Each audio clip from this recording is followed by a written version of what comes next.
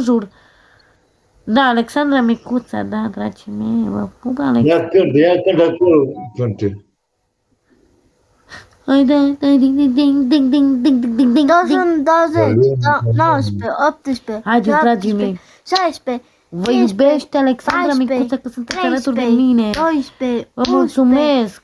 10, 9, Thank you, 8, thank you, thank you, 7, thank you, thank you, thank you.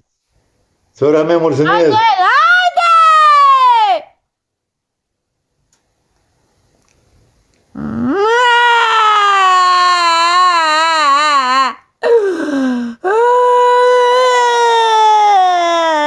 joacă din nou, da? Dar De dacă ce ai pozitivit că m-ai speriat? Am pierdut! Ai pierdut? Acum... De cine să ascult? Ai spune că De nu ele. te-am pierdut. Dar știu că vei pleca, nu e vina mea. Ce?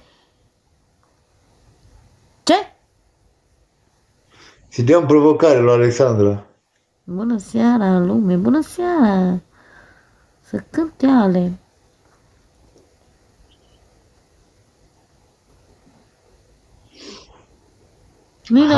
Hai să vedem acum.